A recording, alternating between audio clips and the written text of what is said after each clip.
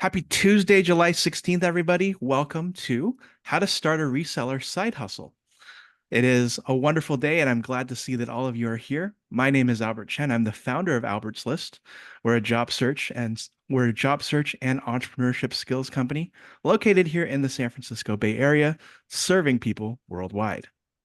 We're excited to have you here today for this very compelling webinar featuring Charles Costa, who's a senior content strategist at eBay, the founder of Bargain Bin 650, and he's here to talk a little bit about what it means to start a reseller side hustle, especially in a market and in a day and age where inflation has nearly doubled everything that you've bought a couple of years ago.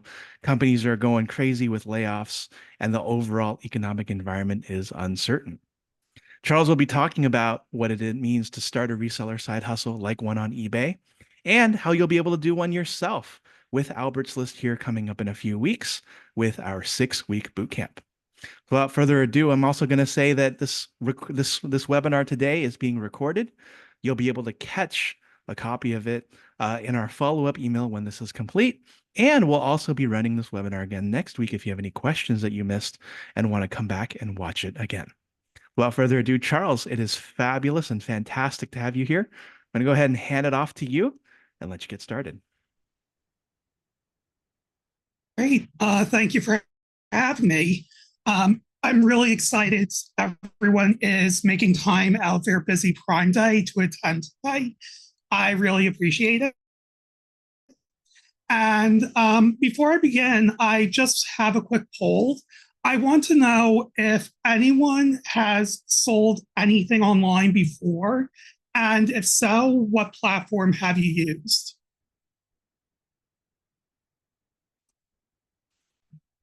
And I see in the chat, Facebook Marketplace, eBay and Poshmark, Facebook, Craigslist, eBay. Craigslist is always fun.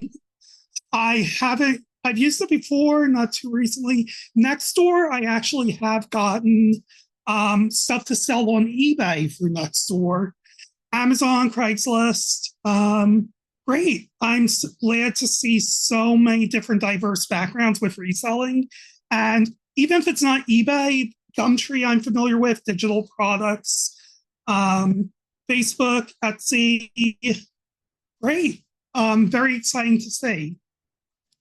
So before I really get into the details, I have to call this disclaimer out. Because I am an employee of eBay, this presentation is entirely separate from my work at the company. All information shared as part of this program is strictly my opinion. None of it is based on proprietary or confidential information, and nothing I say should be interpreted as forecasting or predicting future events or strategies of eBay. And just like the world of reselling, my journey at eBay has been quite the adventure.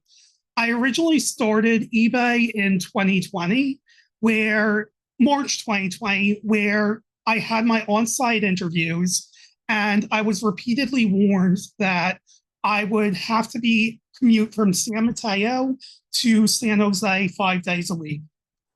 A job offer was extended to me because I was willing to commute if necessary. However, right before my start date, which was March 19th, it was announced that the offices would be closed indefinitely, which made for quite the chaotic onboarding experience. And also in the chat, I'm curious, has anyone heard of managed payments before?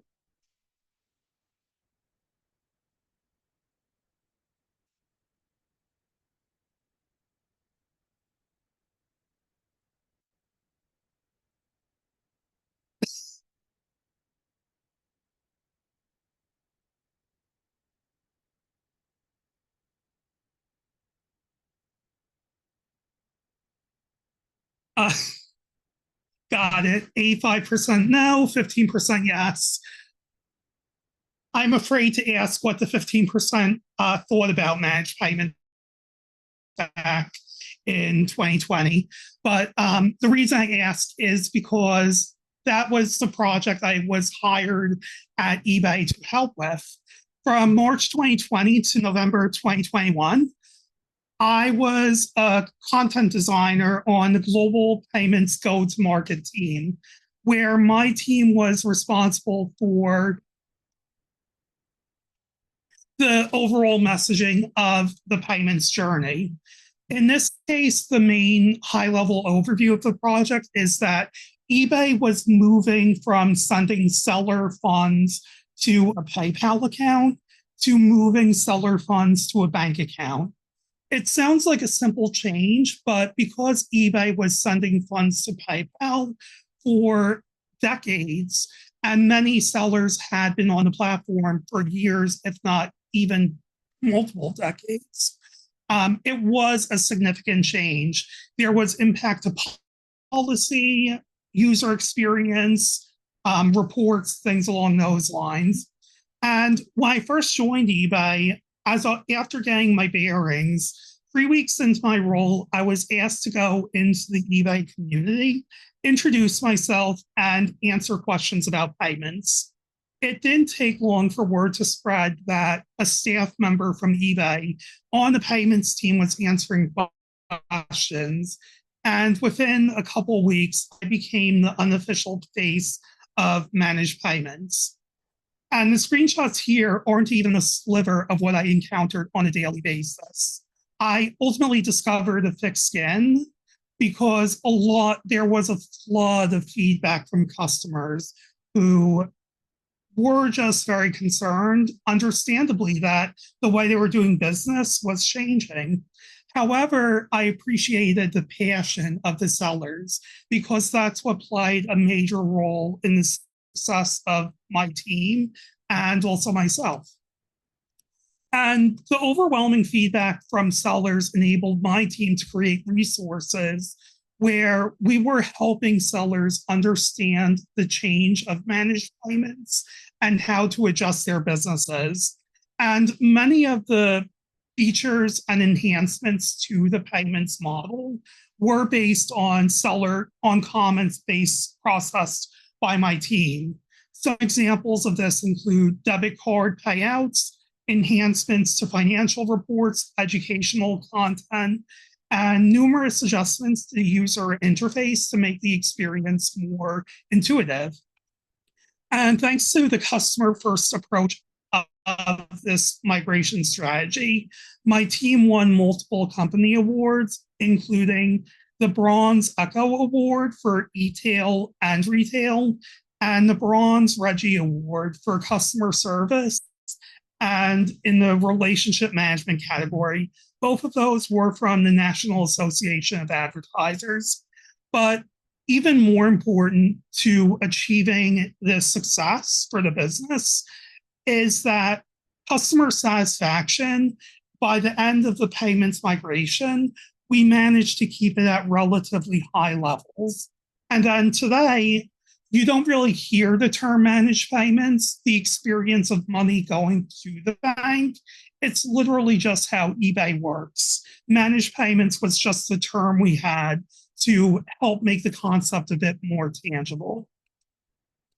And today, I've moved on from doing content design payments to serving as a senior content strategist in the customer service technology division at eBay. I currently focus on financial services, some regulatory matters, and automated policy emails, amongst many other tasks.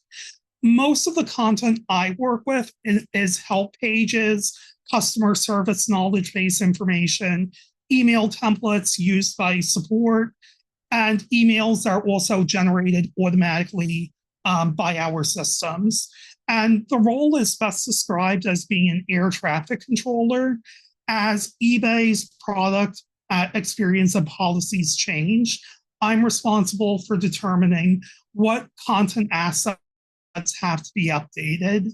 And I recall in the chat earlier, some people are from Australia, some in the UK, Canada. My team, myself, I'm responsible for content globally.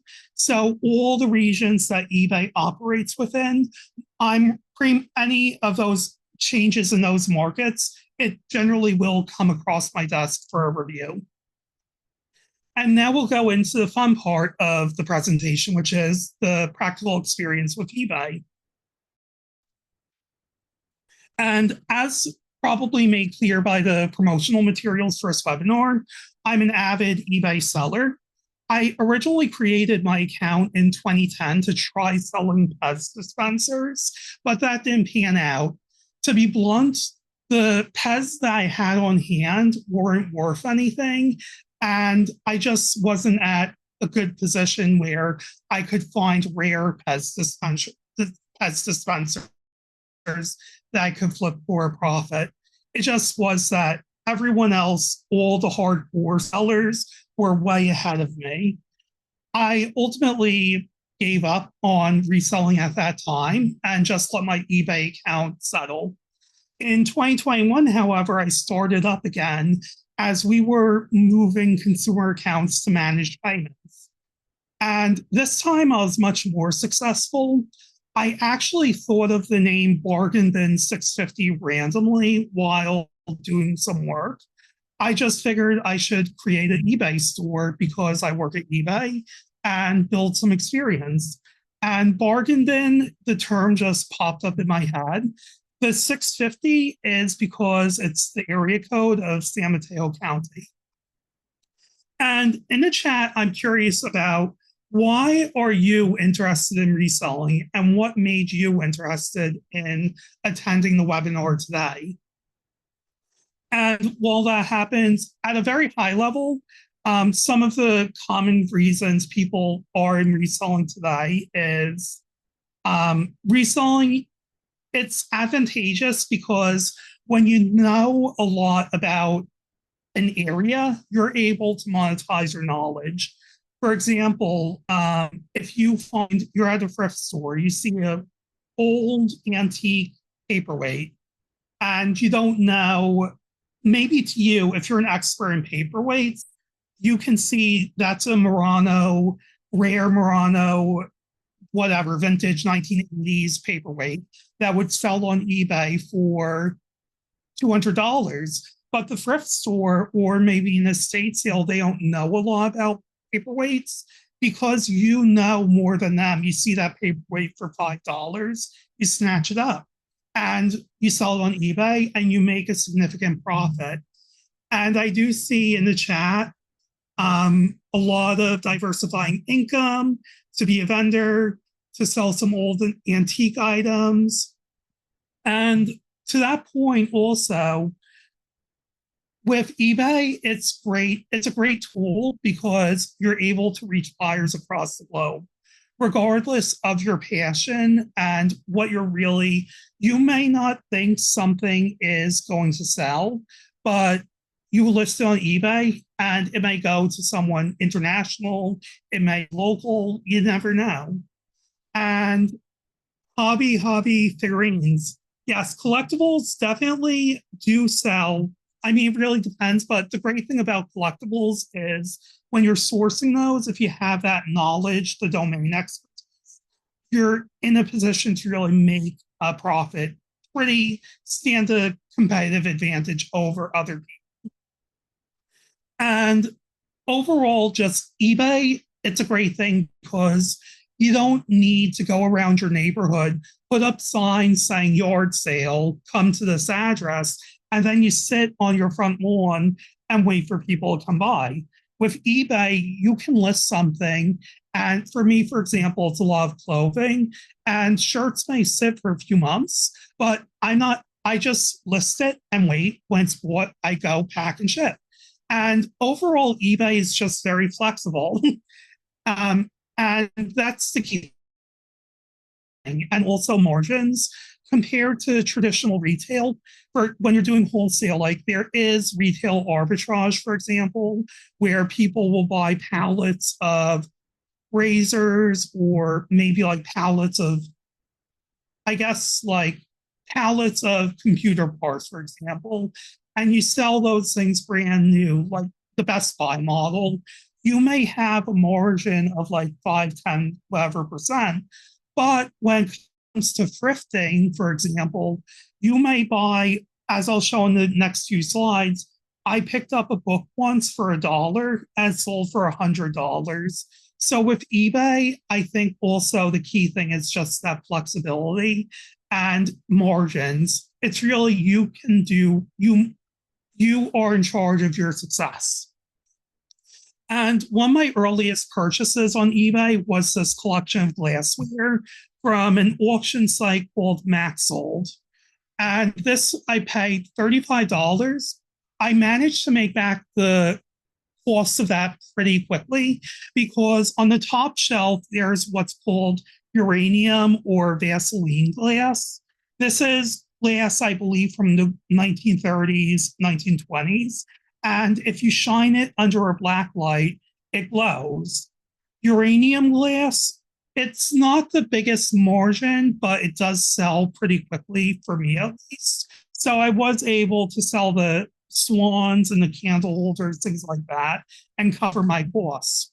And Maxsold, just for additional context, it's a website where it's almost like garage sales, but it meets eBay in that it's an auction for garage sales.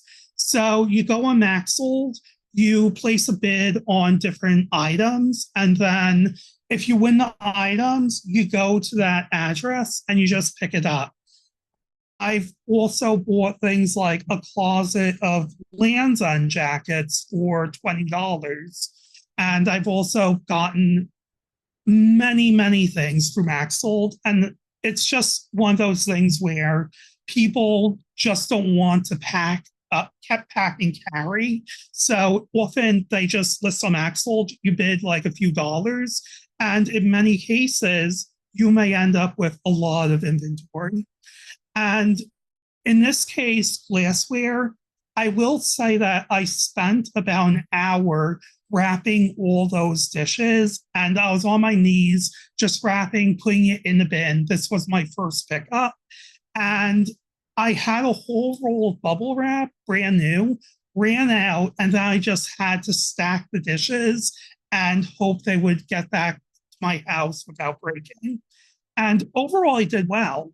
But one of the key things I learned is that glassware may be cheap, but for me personally, it's not the thing that I really want to sell.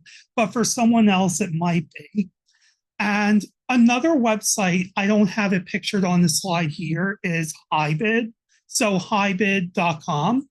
And this is similar to Maxsold, but HiBid is more for professional auctioneers. Typically, their auctions are located in the Midwest, some in the East Coast. Maxsold is more East Coast, some West Coast. And it really just, it's Hi. So I will just put it in the chat. HiBid is, depending on where you live, Maxsold or HiBid may be popular. HiBid is a bit more complicated because it's just the UI is a bit more difficult, and also it's a different audience. But for HiBid, I have bought through them. I have had items shipped to me. The first purchase, or one of the first purchases I made on HiBid, was a collection of model train cars. And for HiBid, I just thought, I'm going to place a bid and they'll charge me $10, $20 shipping and I'll be good. But HiBid is tricky because if you can't pick up the item in person, you will end up having to pay for shipping, which is calculated only after the auction is complete. Typically, what happens is with the auctioneers, you pay the item price. There's also going to be a premium for the buyer fee. There's also going to be a handling fee, shipping, and depending on the auction house, sometimes they will have UPS or FedEx do the package ship service, which adds a bit of pressure to the price. And with HiBid, just long story short, when I bought those 5 model train cars from Tennessee and they were shipped out, shipping was $100. I took it as a loss. I did manage to sell it and do relatively well.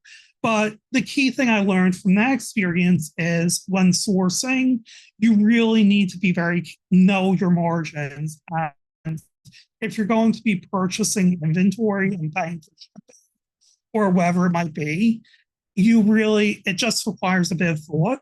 But if you're looking for a great way to source collectibles or even like mundane clothing, things like that, HiBid and Maxsold can be pretty good at getting things at reasonable at relatively low prices. And Bargain Bin 650, I primarily stock shirts and hats. If something catches my eye when sourcing, I might pick it up.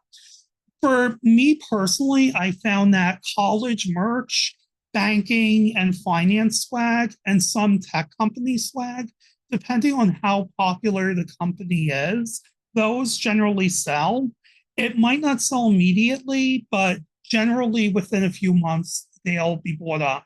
And the NVIDIA shirt on this slide, I picked it up at the Salvation Army thrift store in Marin for about $6. It sold for $40.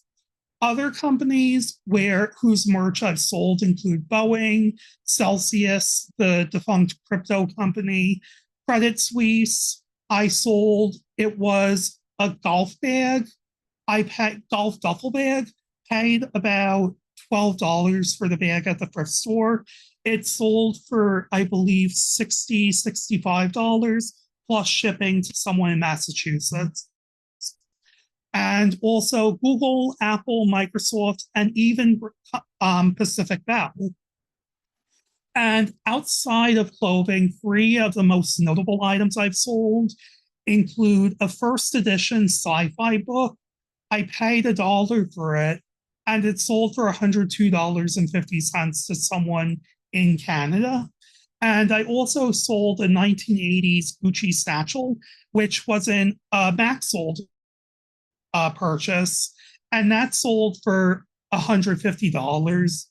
I don't have this item depicted here on the slide, but I also sold a vintage Dior wallet.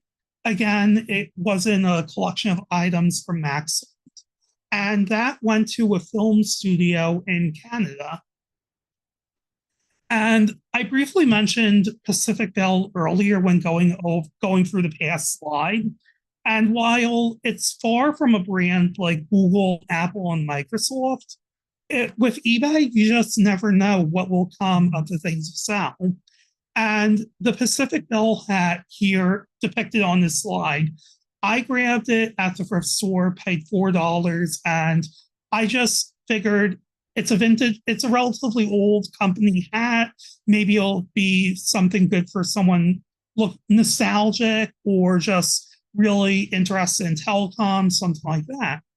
And ultimately, it turns out that the person who bought the hat actually his father had the same hat. And the hat helped him with his father's passing. And this isn't the only time I've had customers where they had, I guess, strong sentimental things from things they bought on eBay. For example, I sold a vintage handheld makeup mirror that I got from an estate sale on HiBid.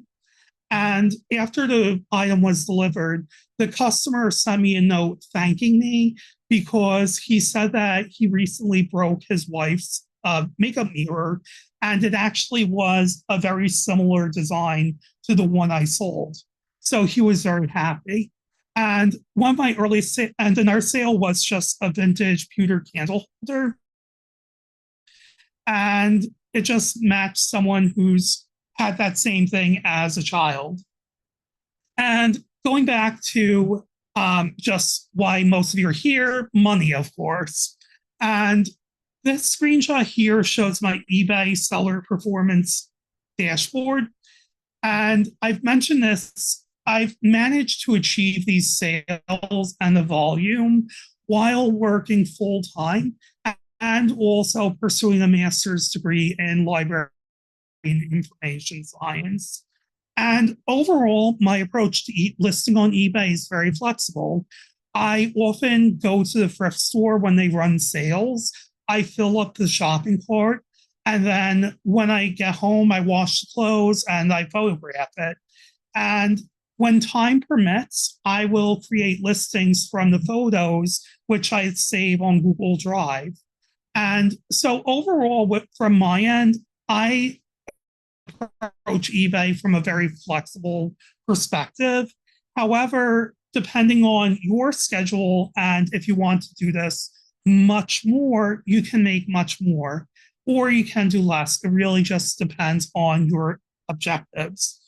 And generally speaking, when it comes to getting items out the door, I typically say that I get items out within 3 business days, but often I try getting items shipped to buyers within 2.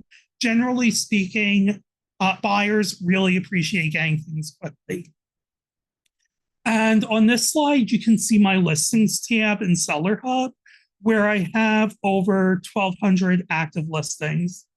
And a few of the brands that I stock right now are Wrangler, Columbia, Straight Down, and Bonobos. And while these brands don't necessarily fetch what I could get if I were selling Balenciaga, Gucci, Chanel, or Coach, my business is mainly focused on making volume, making a profit through volume. So selling a lot of everyday clothes versus selling high-end items less frequently. Ultimately, depending on how you choose to resell your objectives, what you have, you can do as pretty much go for high-end and do a few sales that are really large, or you can do my approach, which is more lower margin, but higher volume. For me personally, I just find this approach works with my schedule, but there's no right or wrong approach. And to that point, with eBay, the main things you need to be successful are knowing what you are selling, having the flexibility to adjust your business model as trends shift, and also an interest in continuous learning. I want to emphasize the importance of knowing the ins and outs of what you sell. eBay, reselling in general, it's not something where you can just pick something off the shelf, list it at a high price, and then hope to make bank. For example, if I'm at an estate sale, I see a Louis Vuitton handbag being sold for $100, or a Reggie Jackson trading card being sold for $50. Best case scenario, I buy the items, I'll make astronomical margins. However, because I don't know much about those items, if I bought them, it's going to be a gamble. And in that case, with reselling, if you end up, say I bought the Louis Vuitton handbag or the trading card, and they turn out to be counterfeit, I don't just lose the money I paid for that item, but I could also have my account suspended, or you have your reputation ruined. And that's the main thing with reselling, is that you can't just be chasing. There's going to be lots of cases where you think that you found a grail and it's like, I'm gonna buy a sign for $5 and list it for $1,000 and make bank. That's not really the way to do reselling. It's really a matter of knowing what you're selling and sticking to that. If you want to expand, for example, like I don't do luxury because I just don't want to chance it because I don't know how to authenticate. But if someone else is really interested in luxury, if you learn the ins and outs of that, then go ahead. But the key thing is just that you need to be focused on providing great service and also just being very careful about what's out there. And eBay is more than a website where you can list stuff to sell. It's also a managed marketplace that offers a variety of resources to help sellers get the most from the platform. And one of my favorite programs is eBay International Shipping. And when you're enrolled in this program, eBay will, if you're based in the US, there's also, I believe in the UK, there is global shipping program. But for eBay international shipping, if you're a seller in the US and you list an item on ebay.com, eBay will surface your inventory to buyers across the globe. And then, say, in the case of me shipping items to Canada, or I've shipped to the UK, Australia, Germany, China, in all those cases, I use eBay international shipping. So the buyer made the purchase, and I got the order as usual. And I just shipped the item to a warehouse in the US. eBay then does all the customs paperwork. They handle the logistics, the coordinating of the international shipping. And then they pretty much, after the item is at their warehouse, I'm good to go. Nothing more to worry about. And that's just one of the many ways eBay helps you expand your reach, even if you don't want to go through the hassle of customs and things like that. With this service, which is free for sellers, there's no need to worry about those additional hurdles. eBay also has the authenticity guarantee, which is relatively new, but this helps sellers because it helps sellers grow their business by providing buyers peace of mind that what they are purchasing is genuine. The authenticity guarantee covers a variety of categories, including watches, if they are sold for $2,000 or more in the wristwatches category. Sneakers, there's no hard rule, I guess. It's really the sneakers authenticity guarantee. It tends to vary based on what brands and what models are most popular. And then based on volume and other factors that eBay considers, they will offer authentication for those sneakers. And that applies to sneakers starting at $75. There's also streetwear.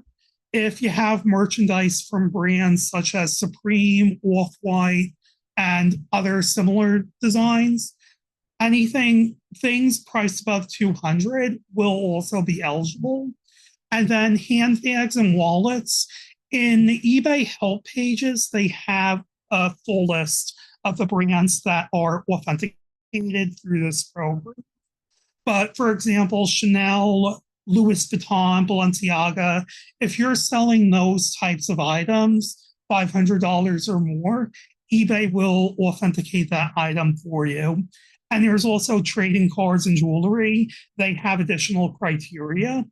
And while the authenticity guarantee, it's definitely heavily oriented on providing buyers peace of mind, there also are additional protections in place for sellers that apply if your item goes through this program. I can't give exact quotes because this policies are always changing, but just at a high level, for example, trading cards. If I have a rare Mewtwo Pokemon card, for example, and I sell it through eBay, it goes through authentication. And with eBay, I may say on the listing, final sale, do not return this item. And with many other items, what often happens is that a buyer may get an item and then they say it's not as described, and then they send it back, even if a return isn't accepted. But with the authenticity guarantee, eBay will enforce that final sale. So if you say no returns on a trading card, and that trading card goes to authentication, eBay confirms it is legitimate, then the seller is protected against a false return in some cases. And there are similar variants of that protection that would come depending on which program and the items that you're selling. And also, eBay provides a wealth of information through also, I should mention, Authenticity Guarantee is a free program included with eBay for sellers, so there's not an additional fee. And then there's also product research functionality, which is another free tool for all eBay sellers. And this is where you can go into eBay and they will type in an item. They will tell you the percentage of the brand of the listings that sell. So I guess probably the best way to describe these research tools at a high level is from a reseller mindset. I'm looking for polo shirts to stock at Bargain Bin 650. And I'm trying to see, is straight down or is bonobos still popular? I can go into the eBay research tools, type in bonobos, men's polo, or whatever it might be. And eBay will tell you the price of the items that have sold on eBay with those keywords. They will tell you the percentage of listings that were sold. And they also provide example. They show you the items that have sold, the actual listings, and so on. So one of the biggest things about eBay that I also really appreciate is the product research functionality allows you to actually get a reasonable idea of, do I want to buy this? Or if I buy this, is it something I'm going to lose money on?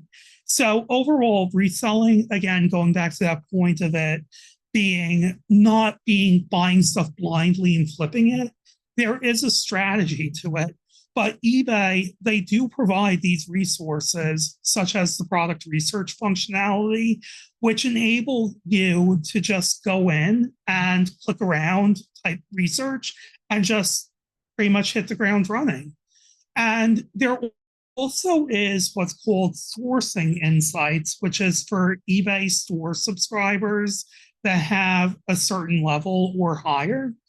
And sourcing insights is more best described as, if you're looking to sell wholesale or purchase brands or items in bulk by the pallet or so on, sourcing insights allows you to see what's trending in different categories. So then when you're looking at wholesale, like a pallet of appliances, for example, the sourcing insights will show, in this home appliance category, this brand is really popular, or so on.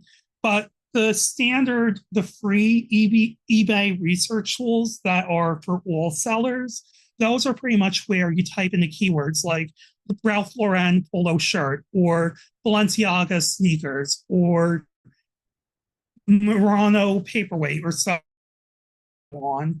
So I would say that overall, eBay stores, it can be beneficial, but you don't need to pay for a subscription to get that sourcing insights functionality. And if all this seems compelling yet overwhelming to you, I want to talk to you about an opportunity, which is our eBay Mastery Bootcamp. And having stuff to sell is just a small piece of the puzzle to achieve success on reselling. You also need to have, in addition to quality inventory, you also need to know how to create detailed and accurate listings so buyers know what they're getting. You need to know how to take high quality photos that accurately represent your items. You need to know how to pack items so they aren't damaged in transit, how to choose the right shipping service. And then there's also things like addressing customer inquiries and hiccups. And literally earlier this afternoon, I got a message from a buyer on eBay. It turns out I shipped them the wrong shirt. And I also had another buyer who messaged me right before this webinar, and they said they got the item that the other buyer asked about. And when it comes to reselling, these things, even I've been doing reselling for a couple years, and these hiccups happen. And for me personally, how I just handled that was, I'm so sorry, please send it back. I'll issue a full refund. And I will work to get, if I get the item back from the other buyer, I will ship it back to you, free shipping. I did the same thing with the other person. I just said, my mistake, send back the item. I'll send it to the other buyer. Then I'll send the original item back to you, free shipping. And with reselling, customer service is an essential skill. And it's going to be an ongoing thing. No matter how experienced you are, mistakes happen. And going beyond that, like I just mentioned with the eBay product research tools, there's also knowing how to check comparable sales or comps, which is another word you'll commonly hear. And by checking comps, that's how you're able to determine, is this something within your margins or your budget that's worth stocking? And finally, there's also the importance of staying compliant with rules and regulations and understanding how they impact your business over time. And to that point, on this slide here, all the items photographed listed here, I found them within a couple hours of thrifting in one day at 2 stores. If I blindly listed these items on eBay, my account probably would have been suspended a while back. The Burberry and Dolce and Gabbana items, for example, those are knockoffs. The Sigonia shirt, yes, it's intended to be humorous, but in Patagonia could potentially go to eBay and say, I'm violating trademark or IP, and eBay could ding my account with a violation. The FedEx hat and Caltrain jacket, absolutely non-starters. eBay does not allow users to sell transportation uniforms if they are a currently in use design. And this is just the tip of the iceberg of things I've seen in general. I've even encountered, I've seen an FBI training academy polo, various security guard jackets for local tech companies, full UPS uniforms, and Uber and Lyft merchandise. And I'll just be very honest right now. If you're selling illegal goods or questionable items on eBay or most reputable platforms, best case scenario is that the item will be removed and you'll get a warning. And worst case, you may get a visit from law enforcement. And the latter is very likely to happen if selling anything like that Marine security guard detachment polo shown on this slide. But ultimately, the key point here is just because something is sold in a thrift store or any type of store, it doesn't mean that you can sell it on eBay or other online platforms. And so to that point, with reselling, there is a lot to learn.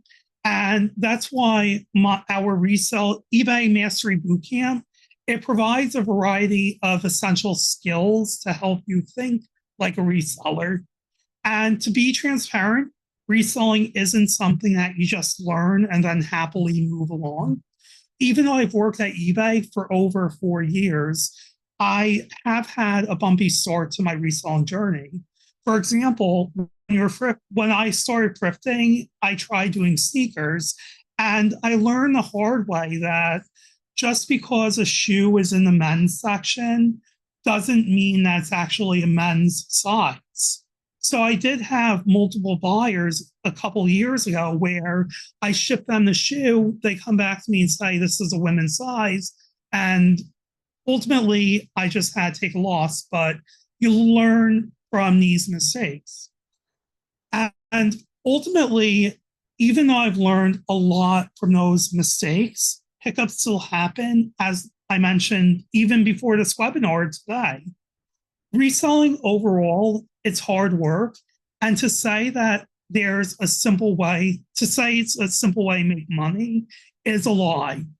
But reselling can be extremely exciting because you control your destiny and you're free to go into whatever journey works best for you. The eBay Reselling Bootcamp is designed to teach you the fundamental concepts of reselling, whether you're selling clothes, toys, electronics, home goods, or something else. The information will apply to you. Think of it as reselling 101, where you learn the fundamental skills, such as how to take clear listings, create clear listings, and how to handle customers who have a bad experience, and how to maintain positive feedback, and so on.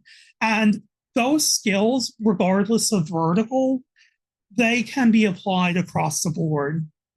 And ultimately, when you have those fundamentals that are covered in the boot camp, you're free to pursue the electives that you wish, which in many cases, it may just be figuring out, for example, for me, I resell clothing and I can tell this brand right off the bat, I can determine like straight down, is this something that's profitable for me? And I can go into the thrift store and just skim through the rack of clothing and just pick up shirts on the fly and just say yes, no in a second. But someone else, they may want to sell, say, antique furniture or maybe like antique trading cards, for example, or other types of collectibles. The main thing is that the trading cards are not clothing, but the way you check prices, the way you do the product research, the way you handle customer service, those skills are going to be relevant across the board. And also because I know that the best way to learn to sell on eBay is through hands-on experience, I will be hosting office hours between bootcamp sessions to answer questions that may come up. Also, for people in the Bay Area, if there's interest, I'll also be hosting field trips to local thrift stores where you can get hands-on experience in sourcing. As mentioned earlier, my focus is more on men's clothing, but when in a thrift store, typically there's a mentality to inspecting items and just knowing, like, is this going to be something I want to store? Is this something that may break in transit? And so just like thinking, getting the mentality, questions to ask before taking an item and saying, yes, I want to buy this and sell it. And that's all I had for my presentation tonight. I appreciate everyone taking the time to attend. I'm extremely excited to see so much interest in reselling. And also, I will call out, although I am in the US and the bootcamp,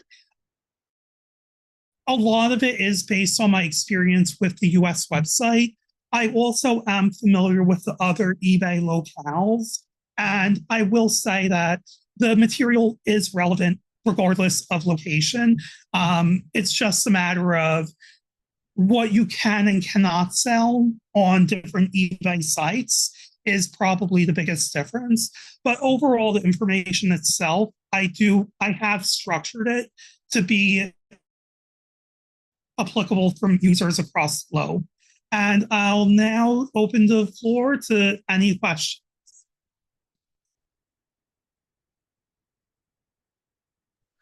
All right, awesome. We have a few questions. I have 2 Burberry coats to sell. Will eBay authenticate them?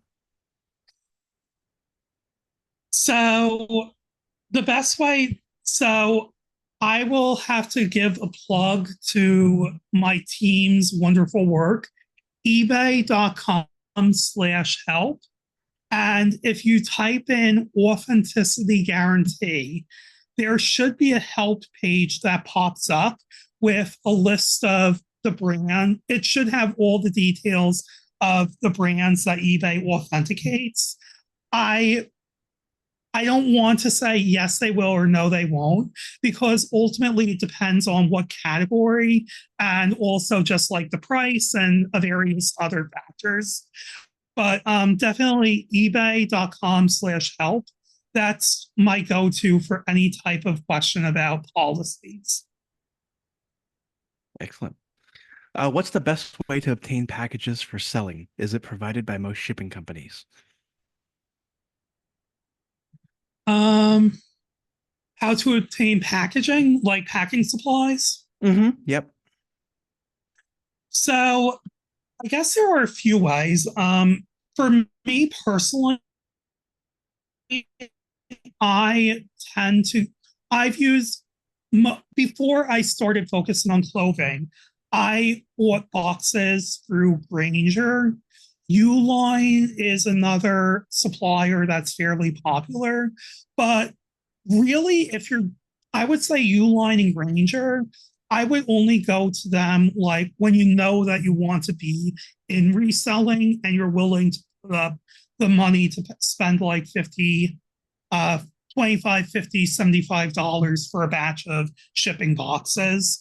The other alternative, and this is something I've done before, is you can go on Nextdoor or like Facebook, I guess Facebook groups or local areas, and you can even search for like free packing supplies or free, or sometimes people will say they're giving away moving supplies.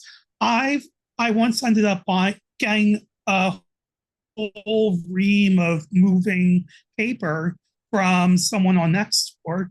And then also, I guess, like you can go to Staples, you can do Amazon. eBay has a shipping supply store also. But I would say, just like, if you can even reuse packages, that if you have empty boxes at home and you're just doing this for your first few items, I would recommend just reusing an empty box. But just be sure that the box is in a good condition and that it will hold up with shipping. Awesome. How do taxes work when you are a seller on eBay? Do you charge or does eBay charge taxes? Also, personal taxes. Does eBay send a statement of a total of what you sold?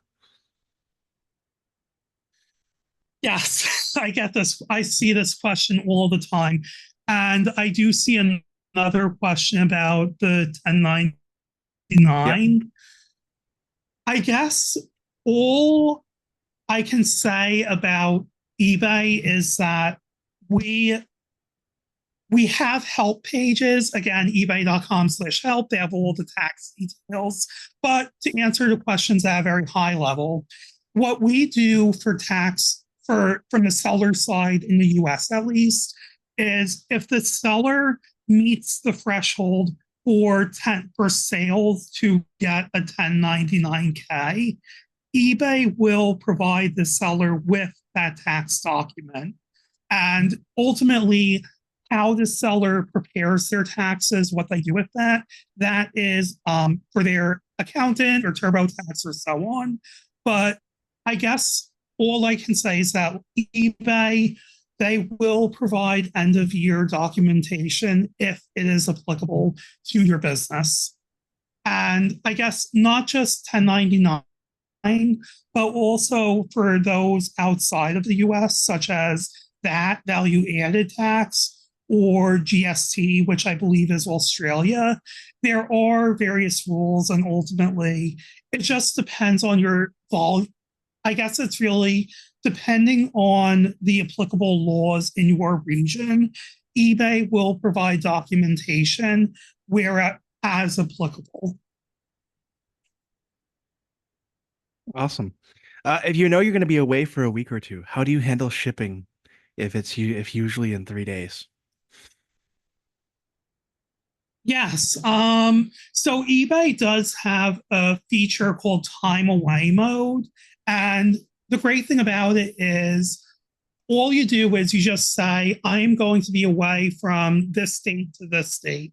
And eBay will automatically adjust your listings so that they have this updated handling time to account for the time you're away. I I know I keep pointing back to ebay.com/help, but there are nuance. A lot of the challenge with eBay also is there's a lot of nuance to the product experience. And with time away mode, there are some instances where if you're away and you allow, there are instances where the updated handling time does not apply. So ultimately, I guess eBay does have that functionality, but there's just like, it's hard for me to give like a definitive blanket statement for how to use it. Awesome. I have a question regarding free shipping on eBay or Amazon. If a seller ships an item and the customer provides an incorrect address, resulting in the product being returned, what happens next? Since shipping was free, paid by the seller, how should the situation be handled if the customer requests the item to be sent again? What would be the best rule or policy to manage this situation? Sure. So obligatory disclaimer, I cannot speak to Amazon policy. And also, I can't speak to official, again, this is just my opinion. And speaking to my understanding, how I would handle that type of situation is eBay policy is that if you ship an item to the address that the buyer specified at checkout, then you are protected and you have fulfilled the order. And the eBay money back guarantee, which is the guarantee, or it's the additional protections, like if, I guess, like if you don't get the item or something like that. Quite often scammers may end up, what they'll do is they'll make a purchase and then they message the seller and say, hey, I gave you this address on eBay, can you change the label to have this address? And eBay policy, if you use a label and it goes to an address besides what eBay has, that removes your protections. So in a scenario here where we're saying the seller ships to the proper address and then the item is returned again, I personally, and I have had this happen before, I sent the item and got bounced back due to a typo from the buyer. I just keep the shipping. I pretty much just I guess you just keep the item costs and the item. Like the buyer isn't necessarily entitled to a refund, if technically speaking. But to that point, also, if the buyer wants to have the item sent again, what I would probably do is I would send the item to them and I would charge for that shipping. But ultimately, just going back to my disclaimer, my opinion, this is all a case by case scenario. And I'm just speaking to, if this happened to me, here's what I would do. And I do see best rule or policy. I would just say, like, going back to the point of familiarizing yourself with platform protections. With eBay, for example, they offer protections for things like this. And so in that case, I would just say the best rule from my perspective is if you are going to sell on a different platform, I would just brush up on how their seller protections. And then if something like this happens, revisit those pages and see what information applies.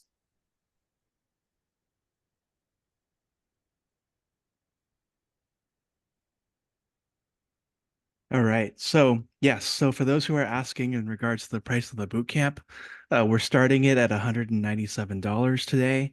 You can get $30 off with the coupon code that I also put in with coupon webinar.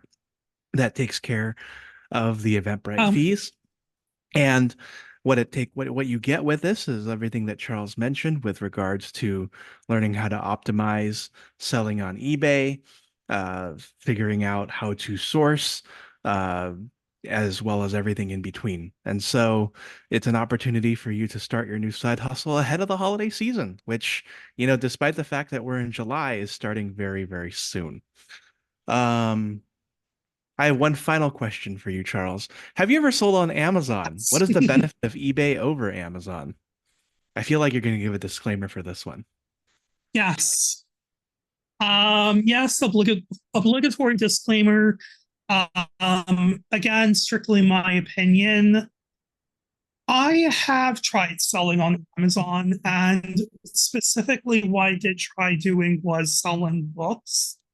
And I guess just speaking to how my experience with Amazon, when I was sourcing books, I had to buy additional software for pricing.